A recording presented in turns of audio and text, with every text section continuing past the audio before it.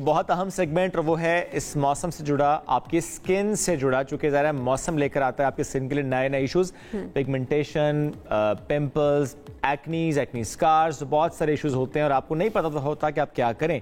तो आज इसी से मुतालिक हम मजीद बात करेंगे। One of our favourite doctor dermatologist हैं डॉक्टर अफशीन बिलाल साथ मौजूद। डॉक्टर साहिबा बहुत शुक्रिया। डॉक्टर साहिबा हम बात करते हैं इससे पहले आम खाने से मुतालिक भी ना, ब्रेक में मैं और सबीन, आम खाती हैं वैसे आप? जी बिल्कुल खाती हूँ, मैं तो आमों के शहर से बिलोंग करती हूँ। I am from Multan. तो हमारे शहर में तो आम, आपको पता है Anwar road is a famous mango and I am really a big mango eater. तो फिर आम खाने के बाद क्या करती हैं? फिर आप क्या करती हैं? हर किसी का टोटका होता है। हम लस्सी पीते हैं। हाँ। मैं तो स्किन स्पेशलिस्ट हूँ। So I am also prone to get acne when I eat a lot of mangoes. There is a weak evidence कि जब आप कार्बोहाइड्रेट्स ज़्यादा लेते हैं, अनसैचुरेटेड शुगर ज़्यादा लेते हैं, तो आपको दाने निकल सकते हैं। आपकी सेबेशियस एक्टिविटी, क्योंकि एक्नी में बेसिकली सेबेशियस ग्लैंड्स इन्वॉल्व होते हैं, वो ज़्यादा हो जाती है। तो अब आम खाना तो नहीं रोका जा सकता, लेकिन अगर दाना एक आधा निकल रहा है, थोड़ा छोटा निकल रहा है, तो उसके लिए टॉपिकल रेमेडीज़ अवेलेबल होती हैं। दूसरा, आम की एक्सेस ना करें, मतलब अपने आप को थोड़ा सा रेस्ट्रिक्ट कर लें कि हम थोड़ी मैंगोज़ खा लें। दूसरा, नायासिनामाइड का अगर हम सीरम यूज़ कर लें मॉर्निंग में, और रेटिनॉल सीरम हम यूज़ कर लें। लाइक रेटिनॉल सीरम्स अभी इस वक्त डिफरेंट स्ट्रेंथ्स में अवेलेबल हैं। 0.1% है, 0.3% है, एंड अभी लेटेस्ट 3% का रेटिनॉल सीरम भी अवेलेबल। तो जिनको इसकी मतलब आम खाने से दाना निकलने की ज़्यादा टेंडेंसी है, वो अपने ऑयल को इस तरह से कंट्रोल कर सकते हैं। बट इसमें एक और चीज़ मैं ऐड करना चाहूँगी कि अगर बहुत ड्राई हो जाए स्किन, तो भी एक्नी एक्टिवेट हो सकती है। सो उसमें मॉइस्चराइज़र का इस्तेमाल भी ज़रूरी है। गर्मियों में अगर बहुत आपकी फेस चिकना हो रहा है और आप मॉइस्चराइज़र आप कहते हैं कि मैं कैसे यूज़ करूं, तो फिर वाटर बेस्ड जो मॉइस्चराइज़र्स हैं वो बहुत अच्छा काम करते हैं। सो मॉइस्चराइज़ करें, साथ नायासिनामाइड सीरम यूज़ करें, रेटिनॉल इस्तेमाल करें। यानी डॉक्टर साहब नायासिनामाइड जो है वो मॉर्निंग में और रेटिनॉल जो है वो सिर्फ रात में?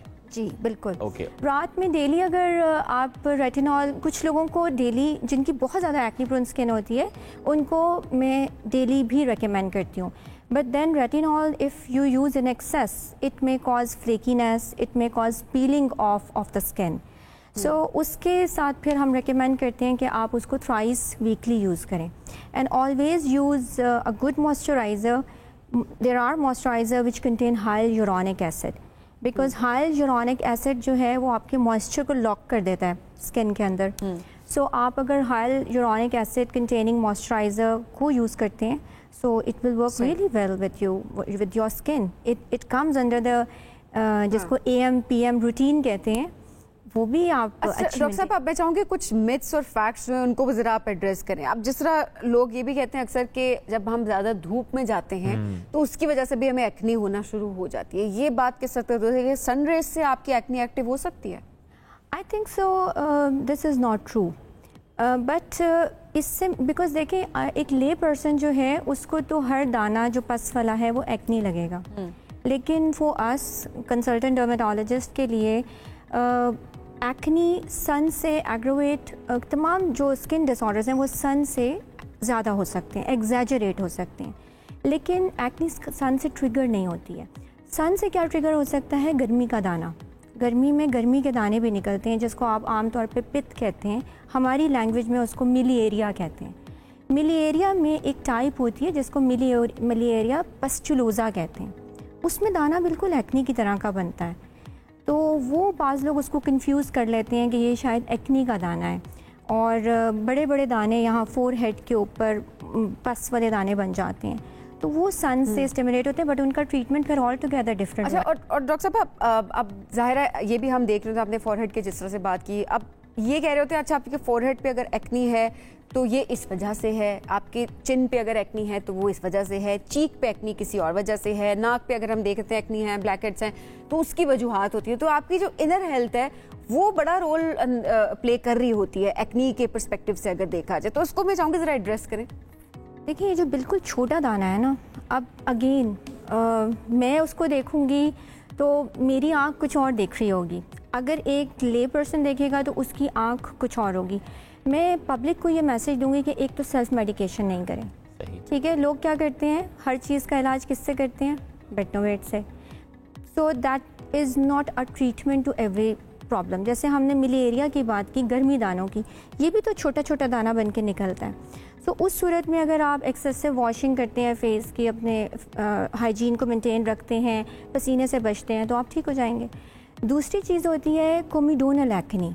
कोमिडोनल एक्नी भी छोटा छोटा दाना होता है बिल्कुल, जिसको वाइट हेड्स करते हैं। आप सैलॉन्स में जाएंगे, वो क्या करेंगे, वो उसको दबा के निकालने की कोशिश करेंगे। जब दबाएंगे तो उसमें इन्फेक्शन हो सकती है। वंस इट गेट इन्फेक्टेड, वो बड़ा सा दाना बनेगा, बड़ा सा दाना फेस पे बनेगा। उसका नुकसान क्या होगा, वो स्कार छोड़ देगा परमानेंट। उसको दबाने की कोशिश ना करें। अगर कोमिडोनल एक्नी है तो अपने नियर बाय किसी अच्छे कंसल्टेंट डर्मेटोलॉजिस्ट के पास जाएं, वो आपको आइडेंटिफाई करेंगे कि इसकी रीज़न क्या है। हो सकता है कि आपके डेली रूटीन में कोई ऐसी नई कॉस्मेटिक प्रोडक्ट्स यूज़ हो रही हैं, कोई मेकअप, कोई क्रीम, सीरम या कोई चीज़ ऐसी यूज़ हो रही है जो उसको एक्टिवेट कर रही है। सो ये वाली चीज़ों को अगर हम मैनेज कर लें तो ये प्रॉब्लम आपके अपने आप ठीक हो जाती हैं। लेकिन होम केयर रूटीन इसमें हेल्प करती है। फॉर एग्ज़ाम्पल आजकल तो ऑनलाइन बहुत सारी चीज़ें अवेलेबल हैं। अब लोग देख रहे हैं तो मैं एक मैसेज दूंगी, चारकोल जो मास्क होते हैं ना, वो बड़ा अच्छा काम करते हैं इसके ऊपर, जो कोमिडोनल एक्नी है। तो अगर आप किसी को नहीं दिखाना चाहते, खुद से ट्रीटमेंट करना चाहते हैं, तो स्टीरॉइड्स का इस्तेमाल ना करें। आप इस तरह चारकोल मास्क यूज़ कर सकते हैं। And you can also use home में जो आपकी इजीली अवेलेबल सैलिसिलिक एसिड की प्रेपरेशंस होती हैं, वो वंस और ट्वाइस वीकली, या salicylic acid containing face wash, they can also work well. और बाकी आपको जो चीज़ लग रहा है कि अगर कोई चीज़ ट्रिगर करी है तो उसको स्टॉप कर दें। और डॉक्टर साहब, आप जो हम होम रेमेडीज़ की बात कर रहे हैं, चूँकि आपका शायद मुल्तान है और मुल्तानी मिट्टी का बहुत तस्करा होता है, तो ज़रूर बताइएगा ये मुल्तानी मिट्टी, या समटाइम्स हम देखते हैं किचन में एलोवेरा लगा लेना, बेसन लगा लेना, दही, हनी, जो मिले वो लगाते ही रहते हैं कि शायद इससे कोई फ़र्क पड़ जाएगा। इवन टमाटर, कुछ चीज़ों को मिक्स करके लगा देना। डॉक्टर साहब, क्या इनसे वाकई चेहरे पे फ़र्क पड़ता है, स्किन ग्लो करती है? अगर आपको प्योर मुल्तानी मिट्टी मिले, उसका mask, clay paste, clay mask, they work very well. But अगर वो प्योर हो तो, अब प्योरिटी का तो हमें नहीं मालूम है, लेकिन एलोवेरा आई थिंक सो, देखें स्किन टाइप से स्किन टाइप पे डिपेंड करता है ना। अब अगर आप डायरेक्ट केमिकल लगा रहे हैं, इसमें से भी तो जेल लाइक केमिकल निकलेगा। It may work good for some and it may not work good for others. तो एलोपैथी में, यानी कि जो हमने पढ़ी है मेडिकल नॉलेज, उसमें इस चीज़ को डिस्करेज किया जाता है। लेकिन आई हैव लाइक जिसको कहते हैं ना लेवल 4 एविडेंस, कि आप वीक एविडेंसेस हैं कि लोगों को, कुछ लोगों को ये चीज़ें हेल्प करती हैं। बेसन भी हेल्प करता है, दही भी हेल्प करती है, वाटरमेलन के पेस्ट भी हेल्प करते हैं। एंड कुछ लोग तो, कुछ ख़वातीन मेरे पास ऐसी आती हैं कि वो किचन में कुछ भी पड़ा होगा वो फेस पर लगा लेंगी। मतलब लाइक खीरा पड़ा है तो वो लगा लेंगी, करेला पड़ा है तो उससे फिर they get lot of rashes. And मतलब लाइक कई ख़वातीन ऐसी आई जिनको अब एक्जिमा है फेस का, ठीक ही नहीं हो रहा।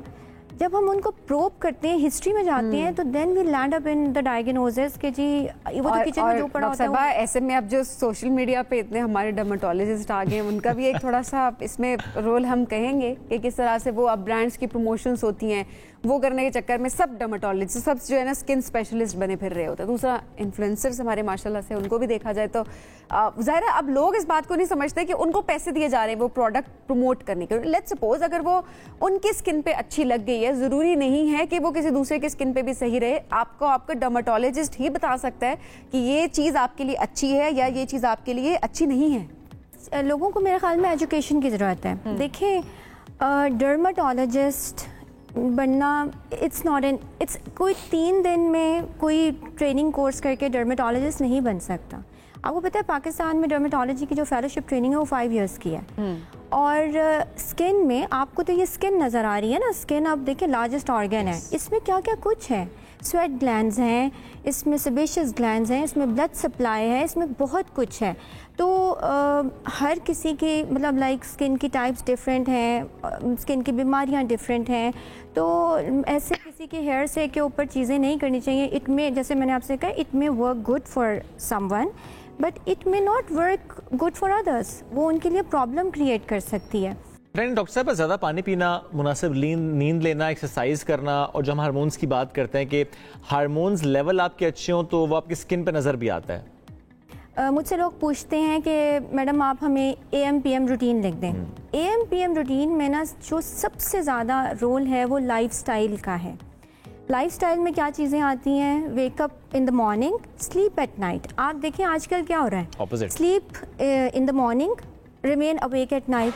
अब there are certain hormones which release during sleep.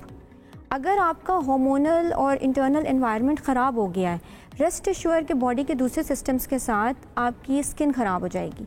तो इसलिए हार्मोनल बैलेंस बहुत ज़्यादा ज़रूरी है। डॉक्टर साहब बहुत शुक्रिया, साथ मौजूद थे, हमसे गुफ्तगू करते